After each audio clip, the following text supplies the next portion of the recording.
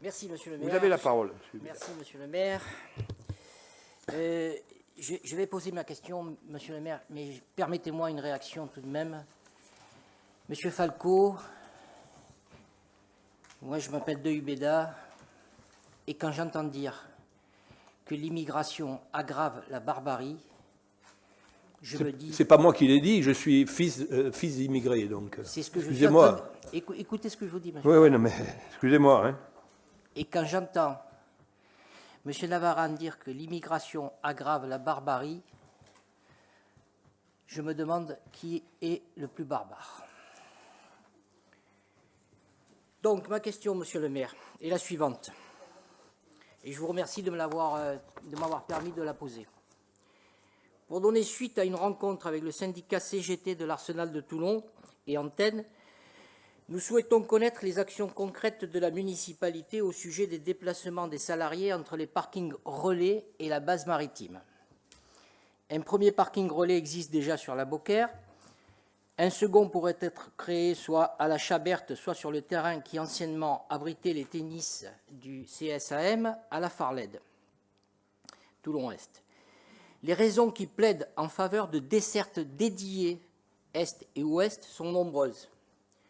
Les dessertes actuelles sont insuffisantes et ou inadaptées. Certes, la navette maritime entre la Seine et l'intérieur de la base est une bonne chose et une amélioration intéressante, mais elle est insuffisante.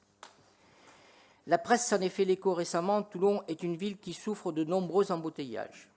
L'entrée et la sortie des employés de la base concourent à la création de ces encombrements. Les contrôles bien légitimes à l'entrée de la base contribuent à augmenter aux horaires d'entrée et de sortie les 10 embouteillages. Des bus dédiés permettraient à certaines conditions de limiter considérablement les inconvénients. Toulon est une ville polluée. L'INSEE montre que la concentration en particules PM10 dépasse le seuil fixé par l'OMS. La diminution de la circulation de véhicules particuliers permettrait de faire baisser la pollution. Un des objectifs obligatoires légalement du PDU est de faire baisser la part modale des véhicules particuliers.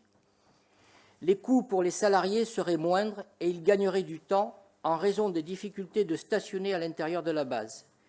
Un regroupement d'entités en interne va déboucher d'ailleurs sur une affluence largement supérieure à la possibilité de stationnement prévue en local, notamment dans la zone principale Castigno.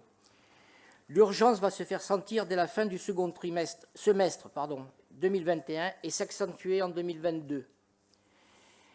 La base et l'entreprise y gagneraient également. Moins de véhicules, moins de temps perdu.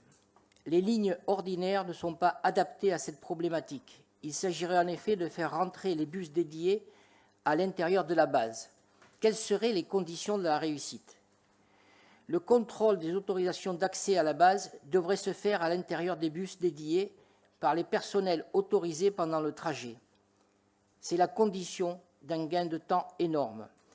Une incitation financière est aussi gage de réussite.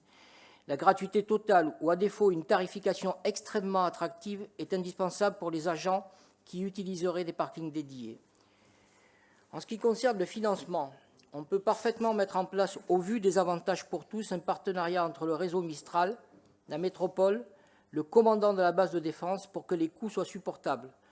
Le rapport investissement-bénéfice, notamment les bénéfices sociaux et environnementaux, est largement positif. Ces dessertes peuvent, à notre avis, parfaitement entrer dans les objectifs du plan de déplacement urbain ci-dessous. Action numéro 6, poursuivre l'amélioration de la desserte en transport en commun des pôles d'activité. Point 2.2, faire du stationnement un levier pour la maîtrise de l'automobile, le report modal et le partage de l'espace public. Action numéro 20, poursuivre et améliorer le maillage de l'agglomération en parking relais. Voilà, c'est une question qui se veut constructive, monsieur le maire.